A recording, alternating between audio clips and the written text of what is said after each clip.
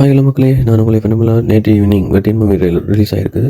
So அதை பற்றி நம்மளுக்கு என்ன விளங்கியிருக்குன்றதை வச்சு ஒரு ஜென்யூனான ஒரு ஒப்பீனியனோட மூவி ஸ்டோரி எப்படி இருக்குமன்றதை வச்சு ஒரு ரிவ்யூ வீடியோ நான் போடலான்னு இருக்கிறேன். ஸோ காய்ஸ், நம்ம வீடியோவில் வரலாம். என்னென்னா, இந்த நாட்டில் பொண்ணுங்களுக்கு இருக்கிற இல்லாத பாதுகாப்பு இந்த பொருட்களுக்கு மட்டும் எப்படி இருக்குன்ற ஒரு கேள்வியோட ஆரம்பிக்குது இந்த ட்ரெய்லர்.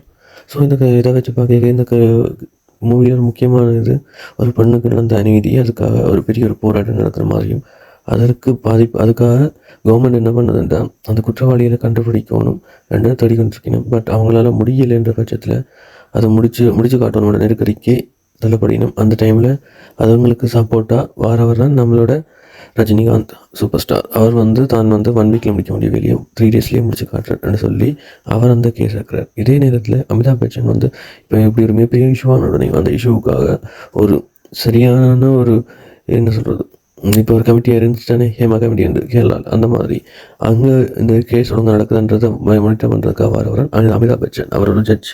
ஸோ அவர் சட்டம், நேர்மை, நியாயத்தின் மூலமாக தான் கொண்டு போகணும் என்று எல்லா ப்ரொசீஜர்ஸையும் எதிர்பார்க்குறவர் அமிதாப் பச்சன்.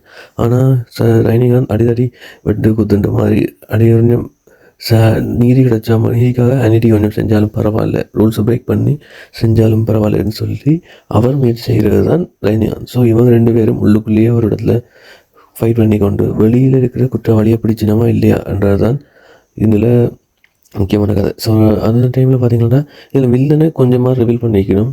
ஸோ அவங்ககிட்ட மிகப்பெரிய ஒரு லாயர் பட்டாளமே இருக்குது. அண்ட் அவரோட பயங்கர செல்வாக்கான ஆளுன்றெல்லாம் காட்டியிருக்க ராணா ரகுபதியை மட்டும் இதில் கொஞ்சம் பவர்ஃபுல் பெரிய ஒரு பிஸ்னஸ் மேன் அப்படின்ற மாதிரி காட்டியிருக்கணும். ஸோ இந்த வில்லன் ராணா ரகுபதியாக வரலாம். அதே இதில் பகத் பாசில் ஒரு ஹேக்கர் மாதிரி, ஒரு ஹேக்கர் மாதிரி தான் இந்த மூவியில் பெருசாக போட்டு பண்ண மாதிரி இருக்குது. அவர் இந்த கேஸுக்கு முக்கியமான ஆதாரத்தை அவர் தான் இருக்கிற மாதிரி போகுன்ற மாதிரி எனக்கு ஃபீல் ஆகுது. அண்ட் இந்த மூவி பார்த்திங்கன்னா சாதாரணமான ஒரு ரேப் கேஸ்லேருந்து ஆரம்பித்து ஒரு மிகப்பெரிய ஒரு த்ரெட்டட்டான பெரிய ஒரு தமிழ்நாட்டுக்கு மிகப்பெரிய பாதிப்பை கொடுக்கக்கூடிய ஒரு இஷ்யூவாக மாறுற மாதிரி மேபி ஸ்க்ரீன் ப்ளே மாறும். அப்படி மாறி இது இந்த வெளிச்சத்தை கொண்டு வர்றது, அந்த குற்றத்தை வெளிச்சத்தை கொண்டு வர்றது இந்த கதையாக இருக்கும். இது ஈஸிலி அண்டர்ஸ்டாண்ட் ஸ்க்ரீன் ப்ளே பண்ணி பார்த்தா எப்படி வருமன்றது தான் முக்கியமான விஷயம்.